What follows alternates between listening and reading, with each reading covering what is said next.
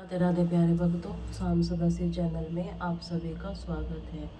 आज हम आपके लिए ले आए हैं पौष मास का 16वां अध्याय। तो आइए सुनते हैं। पौष मास के हर दिन साधना का है अवसर, सूर्य तप से मिले जीवन, सुखमय और परम रतन ओम आदित्य नमः। करे कृष्ण आज पौष मास का 6वां दिन विशेष रूप से आदित्य शुद्धता और तप के महत्व को दर्शाता है। यह समय हमें अपने कर्मों में निष्ठा और भगवान की प्रीति श्रद्धा से भरने का है। आज की कथा हमें सिखाती है कि सही मार्ग पर चलकर हम न केवल अपने जीवन को सुधार सकते हैं कि अपनी आत्मा को परमात्मा के भी और निकट ले जा सकते हैं। आइए पूरी श्रद्धा और भक्ति से आज की इस पावन कथा का शुभारंभ करें।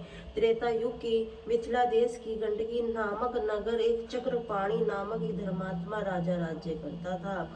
उसकी पत्नी अत्यंत सुंदरी और पतिव्रता थी। राज्य में आए सभी श्रोता की कोई भी कमी नहीं थी। इसी कारण राजा तो सुखी थे और प्रजा भी सभी प्रकार से निर्भय और निरोगी रहती थी। सदा उसके राजा का यह जय जयकार करती रहती। परंतु राजा की अधिक आयु होने पर उसकी कोई संतान नहीं थी। उन्होंने अनेकों यज्ञ, दान, तप, अनुष्ठान आदि किए, किंतु सभी निष्फल रहे। अंत में राजा ने वन में जाकर तपस्या करने का विचार किया, किंतु एक समस्या सामने की। जब राज्य को किसके भरोसे छोड़ा जाए, परंतु विचार करने पर भी इसका कुछ समाधान दिखाई नहीं देता। इसी अवसर पर वहां महर्षि शौनक जी का आगमन हुआ। राजा ने उनका बड़ा आदर सत्कार किया। इसे ऋषि के प्रसन्न होने पर उन्होंने अपनी व्यथा नहीं सुनाई। फिर राज्य छोड़कर वन में जाने का विचार बनाया।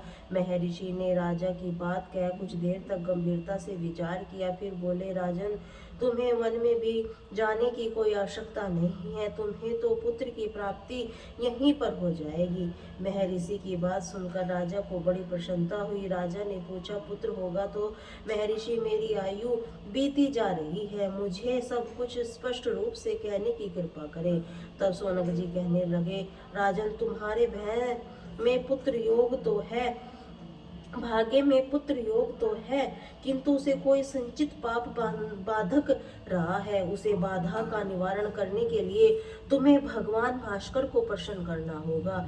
उसके बाद महर्षि ने राजा को सूर्योपासना का विधान बतलाया। बोले कि इसे अत्यंत श्रद्धा भक्ति रहित करने से सूर्य भगवान की कृपा अवश्य ही प्राप्त होगी। फिर पुत्र प्राप्ति के मार्ग में कोई बाधा नहीं आएगी। यह व्रत अनुष्ठान 1 मास तक करना होगा। नित्य प्रति किसी वेदन ब्राह्मण को 1 दुधारू गाय दी जाए। 1 लाख ब्राह्मणों का भोजन कराया जाए। अनुष्ठान पूर्ण होने पर सूर्य देव की पत्नी सहित 1 लाख नमस्कार करना भी आवश्यक है। मुनि चले गए। राजा ने अपनी पत्नी सहित सूर्य भगवान की उपासना आरंभ कर दी।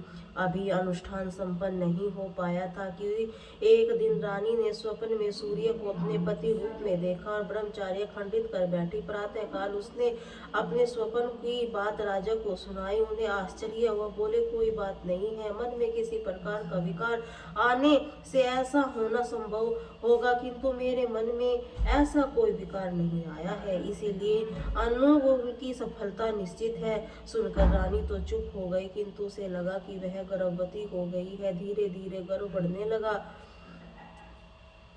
जैसे जैसे गर्भ बढ़ा वैसे वैसे उसके शरीर का तापमान भी तीव्र होने लगा। शरीर से बढ़ती हुई उष्णता दाह का रूप लेने लगी थी।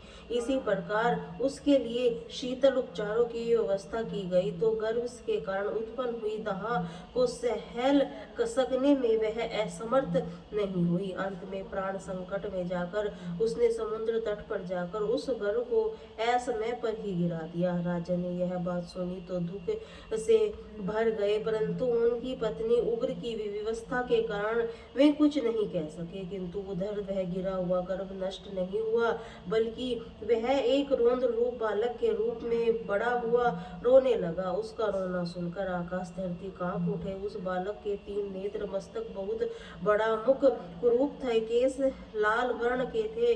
वह हाथ में त्रिशूल लेकर उत्पन्न हुआ था। इसी कारण समुद्री जीव भी व्याकुल हो उठे। समुद्र स्वयं मानव रूप धारण कर ही बालक को उठाकर महाराज चक्रपाणि के सामने उपस्थित हुए। उसने कहा, राजन, यह बालक तुम्हारा पुत्र है। तुम्हारी रानी ने इसे मेरे तट पर छोड़ा दिया था। इसे रोने से ही तीनों लोग कांप उठे। देखिए बालक कितना तेजस्वी है, जिसकी ओर देखता ही दुष्कर है, उसे संभालिए। बालक को प्राप्त करके राजा बड़े प्रसन्न हुए। रानी ने भी बड़े प्रसन्न मन से उसे गोद में लिया, स्तनपान कराया। उसका नाम सुधु, उग्रवर्ण और विपम साधन रखे। शीतलता से बढ़ने लगा। उग्रकर्ण स्वभाव का क्रूर, अहंकारी, अत्यंत बलवान था। बचपन से ही वह मनुष्य से तो क्या, हाथियों से भी टक्कर लेने वाला हो गया।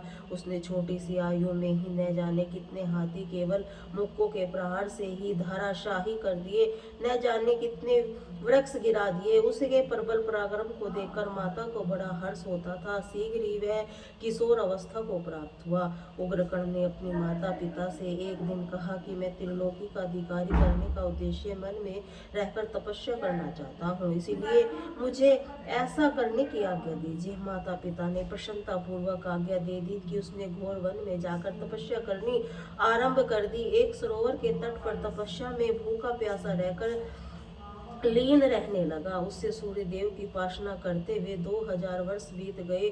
सुधा प्यासा, धूप वर्षा सहते सहते वह सूख कर हर कांटा हो गया। एक दिन भगवान भास्कर प्रसन्न हुए।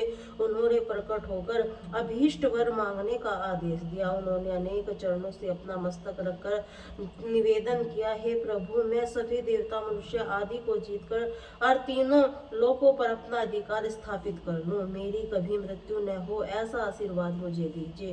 सूर्यदेव बोले, ऐसा ही होगा। वह अमृतपान ग्रहण कर इसे कंठ में लगाए रहना। इससे रहते हुए देवता मनुष्य नाग पशु आदि कोई भी जीव तुम्हें दिन रात सुबह या शाम कभी भी नहीं मार सकेगा। जब यह पात्र हट जाएगा तभी अपने अंगूठे के नख पर करोड़ों ब्राह्मणों को धारण करने वाला कोई अवतारी पुरुष ही तुम्हें मारेगा, तो तुम त्रिभुवन को जीतोगे, सफल रहोगे। फिर वरदान सूर्य के अंतर ध्यान होने पर उग्रवर्ण ने उस अमृत पात्र को अपने कंठ में धारण किया और राजभवन में जाकर अपने माता पिता को भगवान भास्कर की वर प्राप्ति का शुभ समाचार सुनाया, जिससे वह भी अत्यंत प्रसन्न हुए।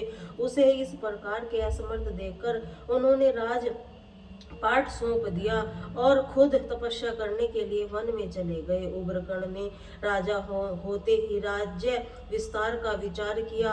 अमात्य को कार्य संचालन का भार सौंपकर दिग्विजय के लिए चल पड़ा। थोड़े ही समय में उसने अनेक राज्यों को अपने वंश में कर लिया।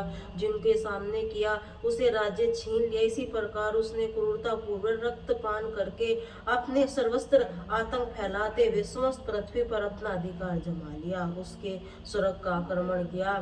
देवराज इंद्र ने ऐरावत पर चढ़कर सामना किया, किंतु उन्हें शीघ्र ही राज्य का मुख देखना पड़ा। इससे उनकी समस्त देवसेना छिन्न भिन्न हो गई। नारियां सतीत्व की रक्षा करने के लिए पर्वत की कंदरा में जा छुपी। उग्रकर्ण ने स्वयं ही अधिकार कर लिया। अपने एक विश्वास पात्र दैत्य को वहां का अधिकारी बना दिया। हाहाकार भागते हुए इंद्र भगवान नारायण के पास वैकुंठ में जाकर पुकारने लगे। भगवान ने उन्हें आश्वासन दिया और गरुड़ पर विराजमान होकर स्वर्ग की ओर चल दिए। उग्रकर्ण ने उन्हें देखा तो युद्ध के लिए तत्पर हो गया। भगवान ने चक्र चलाया। उसके मुक्के के प्रहार से उस चक्र को क्रूर फेंक दिया।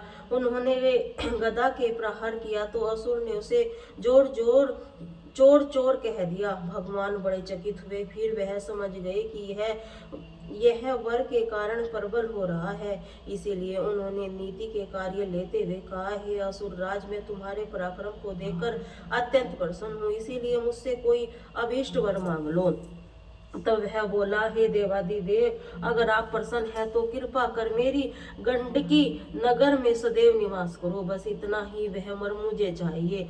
श्री हरि ने स्वीकार कर लिया। उसने वैकुंठ की व्यवस्था करने के लिए ही एक विश्वासी असुर को नियुक्त की और भगवान को साथ लेकर अपनी राजधानी में आया। वहां एक सर्वोत्तम भवन में भगवान को जाकर कहा, आप चाहे जिन देवताओं के साथ यहाँ सुखपूर्वक रह सकते हैं। भगवान वही रहने लगे। तब इंद्र आदि देवताओं ने उनसे कहा, प्रभु आप तो इस मृत धाम में कारवास कर रहे हैं, अब हमारा क्या होगा। जगदीश्वर श्री विष्णु हंसते हुए कहा, काल का उल्लंघन कोई नहीं कर सकता, उसी के प्रभाव से यह देव उत्पन्न होते, वृद्धि को प्राप्त होते, मरते हैं, वही काल इस दैत्य का भी भर्षण कर लेगा, किंतु धैर्य पूर्वक उस काल की प्रतीक्षा करनी होगी। कभी कभी अपने माता पिता के पास जाकर वह अपनी विजय गाथा सुनाता रहता, जिससे उन्हें बड़ी प्रसन्नता होती। वैसे आशीर्वाद दिया, परंतु वे कभी यह न पूछते थे कि तू शासन कैसे चलाता है, कहीं कोई अधर्म कार्य तो नहीं करता, प्रजाजनों को सुखी तो रखता है नहीं। अब उसके एक चरण और आगे बढ़ाया, घोषणा कर दी कि कोई भी व्यक्ति यज्ञ दान उपासना आदि न करे, मंदिर में स्थापित प्रतिमा हटाकर जल में डुबा दी जाए, धरती पर गहरी गाड़ दी जाए, उन प्रतिमाओं के स्थान पर उग्रकर्ण मूर्ति स्थापित करना, उनका नित्य पूजन किया जाए। राजा के भय से सबको वही करना पड़ा। विद्वान और धर्म गुरु योगी तपस्वी आदि उस प्रकार से अत्याचार को नहीं सहते थे। वह नगर छोड़कर जंगल में चले गए। चारों ओर असुर का जोर बढ़ गया। मांस मदिरा सेवन, सात्विक नाश, चोरी, झूठ, छल कपट आदि की घटनाएं चोरोहीन होने लगी। इसी प्रकार देखो वही आसुरी क्रम को दिखाई देते हैं। उग्रकर्ण ने अत्याचारों को पीड़ित हुए देवगण एक गुप्त स्थान पर बैठकर राक्षस गण के पराभव का उपाय सोचने लगे। उस समय देव गुरु बृहस्पति ने बताया कि भगवान गजानन का एक पूजन करो, जिससे समस्त संकटों को नष्ट करने में समर्थ है। संसार के सर्ग पालन लय वही परमात्मा का एकमात्र कारण है। इस दैत्य का विनाश भी वही कर सकते हैं। वही विघ्नेश्वर विनायक को माघ मास की चतुर्थी तिथि बहुत प्रिय है। उस दिन जो उनका पूजन करता है वही संकटों से मुक्त हो जाता है। देवताओं ने पूछा, उसका पूजन किस प्रकार किया जाए। गुरुदेव अगर पूरा बताने की कृपा करे तो वैसे ही करने में हम तत्पर हो। बृहस्पति जी बोले, अगर माघ मास का आरंभ है, कृष्ण पक्ष के इस मंगलवार को चतुर्थी तिथि आ रही है, उस दिन उसका ससो प्रचार पूजन करते हुए उनकी स्तुति करे, तो मैं करुणा सिंधु उस दैत्य को शीघ्र मार डालेंगे। तब तुम अपने पद को ही पुनः प्राप्त कर सकोगे। देव गुरु बृहस्पति जी के आदेश अनुसार माघ कृष्ण चतुर्थी के देवताओं ने संकटी चतुर्थी का व्रत आरंभ किया। भगवान गणपति की प्रतिमा स्थापित कर सौ उपचार पूजन करके वे के बाद भावपूर्ण हृदय से उनकी स्तुति की। वे दिनों के स्वामी दया सिंधु है, ज्ञान गर्म आपको नमस्कार है। हे मायातीत भक्तों के अभीष्ट पूर्ण करने वाले, आपको बार बार नमस्कार है। देवगणों की स्तुति से प्रकट हुए वरदान विनायक भगवान प्रकट हो गए। वे सिंह के समान प्रतीत होने वाले, मशक पर सवार और अद्भुत वस्त्र आभूषणों से सुशोभित हो रहे थे। उन्होंने कहा, हे देवगणों, तुम्हारे द्वारा किए हुए संकटी व्रत से बहुत संतुष्ट हूँ। बोलो क्या चाहते हो, वही मुझसे ले लो। देवता गण कहने लगे, प्रभु हम निश्चय ही अत्यंत सौभाग्यशाली हैं, जो केवल इस व्रत के प्रभाव से ही आपको साक्षात दर्शन कर रहे हैं। हे नाथ, उग्रकर्ण नामक असुर राज में हमारा राज्य छीन लिया है, भगवान विष्णु को भी कैद कर लिया है। दयालु, हम अपना खोया हुआ वैभव पुनः शीघ्र प्राप्त कर लें, ऐसी कृपा कीजिए। तब गणनायक आश्वासन दिया, देवताओं ने शीघ्र ही मयूरेश्वर नाम के अवतार धारण कर तुम्हारी कामना पूर्ण करूंगा। उग्र कर्ण का विनाश शीघ्र ही समझो। ऐसा कहकर भगवान विनायक अंतर ध्यान हो गए। उधर देवताओं का पराभव का समाचार मिलने पर भगवान शंकर, पार्वती जी और 7 कोटि गणों के साथ कैलाश छोड़कर त्रिसंख्या क्षेत्र निवास करने लगे। महादेवताओं के भय से सनंत हुए। गौतम आदि अनेक ऋषि महर्षि पहले से ही निवास कर रहे थे। वही भगवान शंकर ने भी तपस्या आरंभ कर दी। एक दिन समय प्राप्त होने पर देवी देवताओं ने अपने नाथ से पूछा, हे प्रभु, आप तो स्वयं ही सृष्टि स्थित और प्रलय के एकमात्र कारण हैं, फिर आप किसकी प्रसन्नता के लिए तपस्या कर रहे हैं? कृपा कर यह रहस्य मुझे भी बतलाइए। तब शिव जी बोले, हे प्रिय अंतकर्म वाले, जिन भगवान के प्रत्येक रोम में असंख्य ब्राह्मण रहते हैं, समस्त गुणों में ईश्वर गुणेश भी मेरे आराध है। अनेक व्यक्ति उनके गुणेश को गणेश जी भी कहते हैं। उनकी प्रसन्नता प्राप्ति के लिए तपस्या करना आवश्यक होता है। गौरी ने तपस्या की विधि पूछी तो शिव जी ने उन्हें गणेश जी के एकाक्षरी मंत्र अर्थात गंग का उपदेश की उपासना विधि बतलाई। तब देवी की प्रसन्न मन में शिव की आज्ञा लेकर तपस्या के लिए सेक नादरी पर्वत पर चली गई, जहां उन्होंने 12 वर्ष तक घोर तप किया। तभी उन्होंने भगवान गणेश के दर्शन किए। वे उनका अद्भुत रूप था, 10 भुजाएं, गज वंदन, मस्तक पर चंद्रमा, मध्य भाग में नारायण मुख, दक्षिण भाग में शिव मुख से एक वाम भाग में ब्रह्म मुख दिखाई देता था। वे शेष नागौर पाशासन लगाए हुए विराजमान थे। उस गौरवर्ण प्रभु से अपनी गंभीर वाणी से कहा, हे जगदीश्वरी, आपकी तपस्या से मैं अत्यंत प्रसन्न हूँ, आप अपना अभीष्ट वर मांगिए। तब देवी ने उनसे कहा, हे प्रभु, आपकी तुष्टि के अलावा अन्य कोई वर मुझे प्राप्त न हो। आप मेरे पुत्र के रूप में प्रकट होकर निरंतर दर्शन को प्राप्त कराइए। एवं वस्तु कहकर देवाधिदेव गणेश जी को अंतर ध्यान हो गई। देवी ने कहा, एक सुंदर मंदिर की स्थापना करके गणेश जी की मूर्ति स्थापित की, उनका नाम रखा गिरिजात्मक, और फिर वे भगवान के पास चली गई। उन्होंने अपनी वर प्राप्ति की बात बतलाई। सुनकर शिव जी बोली, देवी, भगवान तुम्हारे पुत्र रूप से अवतार लेकर दैत्य उग्र गण और उसके साथियों को मारकर पृथ्वी का भार तारेंगे। इंद्र आदि लोकपालों को अपने अधिकार की पुनः प्राप्ति कराएं। इसके बाद उसके क्षेत्र में पार्वती जी का तप चर्चा का विषय बन गया। धीरे धीरे भावपद शुक्ल चतुर्थी का आगमन हुआ। उस दिन चंद्रवामन वस्त्र सिंह लगन और 5 शुभ लगन का साथ था। देवी ने गणेश जी के संसोपचार पूजन किया था। असंख्य मुख्य, असंख्य नेत्र, असंख्य कान, नाक, हाथ से युक्त विराट स्वरूप तेजस्वी बालक का प्राकट्य हुआ। उन्होंने देवी से कहा, हे मातेश्वरी, मैं वही गणेश जी हूँ जिसकी अगर आप निरंतर आराधना करती रहती हैं। अब आपके पुत्र रूप में मेरा प्राकट्य हुआ है। तब देवी पार्वती बोली, महिमा मंडित करोड़ों चंद्रमा के समान उज्जवल वर्ण था। तभी भगवान शंकर ने बालक को देकर प्रणाम किया। बोले, पार्वती, यह बालक रूप में अभी प्राणियों के स्वामी, सभी के नाश, आश्चर्य भूत परमात्मन को यही गणेश तुम्हारे पुत्र रूप से प्रकट हुए हैं। तब शिव जी ने बालक का जात कर्म संस्कार कराया। विप्र ने इच्छित दान किए। देवी ने उन्हें स्तनपान कराया। समस्त क्षेत्र में ज्योतियों गण उपस्थित हुए। उन्होंने बालक का नाम विघ्न हरण विना गुणेश और गणेश रखा। कहा कि यह बालक सभी शुभ कर्मों में प्रथम पूजनीय होगा। इसके द्वारा दैत्यों का संहार असंभावी है। इसके आगे का वृतांत आप अगले अध्याय में सुनेंगे। श्री रवि हरत को गोरत अंगणित किरण पसारी, वंदन कुरु तब चरण में अर्घ देहु जलधारी। सकल सृष्टि के स्वामी सचराज के नाथ, निस दिन होते तुमसे होवत संध्या प्रभात। जय भगवान सूरतम हारी, जय खरगेन दिव कर शुभकारी। तुम हो सृष्टि के नेत, स्वरूपा त्रिगुण धारी। फिर वेद स्वरूपा तुम हो कर्ता पालन, संहार भवन चतुर्दशी संचालक। सुंदर बंदन चतुर्दशी धारी, रसमरति तुम गगन विहारी। शंकर चक्र अरु श्वेत कमल धरवर, मुद्रा सोहत चोटी कर शीर मुकुट कमंडल गलमाला। चारु तिलक भार, विशाल सप्त असुर अति दुर्गामी। अरुण साथी गति अभिरामी, व्रत वरुण आब भूषण धारक अति प्रोतो लाल। पदार्थ स्वरतम तुम्हें रस वेदा मित्र कहे तुमको। सब वेदों पंच वेदी पूजे जाते, मनवांचित फल साधक पाते। द्वादश नाम जाप उद्धारक, रोग शोक करु कष्ट निवारक। माँ कुंती तब ध्यान लगायो, दान वीर सुत कर्ण सो पायो। राजा युधिष्ठिर तब जस गायो, अक्षय पात्र वन में पायो। शास्त्र त्याग अर्जुन अंकुरा, बन आदित्य हृदय में पायो।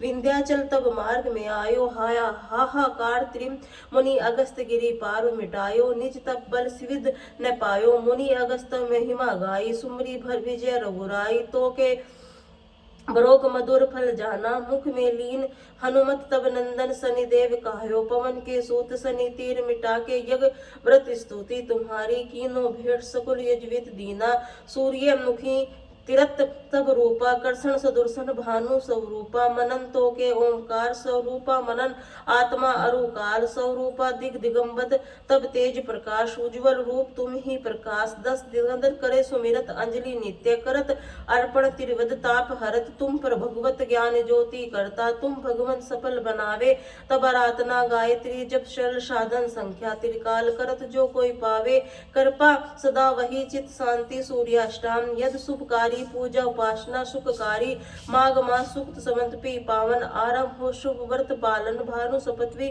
मंगलकारी भक्ति दयिनी दोषण रवि वाशा तुमको ध्यावे पुत्रादिक दुख वैभव पावे पाप रूपी पर्वत विनाशी व्रज तुम हो अविनाशी राहुआन तब ग्रास बनावे ग्रहण सरता लग जावे धर्म दान तब करते साधक मिटते सूर्य देव तब कृपा कीजिए दीर्घायु बल बुद्धि दीजिए सूर्य उपासक नित्य ध्यावे कुछ कुष्ठ रोग मुक्ति पावे दक्षिण दिशा तोरी गति जावे दक्षिणायन होगी कहला उत्तर मार्गी तोरो रत होवे पतरायण कलह मन वचन कर्म को पाप वन शयन करता पलित आराधना भरतदास चिंतन करत निस दिन ध्यान रखियो कृपा इस भक्त पे तुम्हारी सूर्य भगवान ओम जय सूर्य भगवान भगवान जय दिनकर भगवान जगत तेत स्वरूपा तुम हो त्रिगुण स्वरूप दरत सब हो ध्यान ओम जय सूर्य भगवान सारथी अरुण है प्रभु तुम श्वेत कमलधारी तुम चार भुजाधारी अश के साथ तुम्हारी कोटि चरण पसारो तुम हो देव महान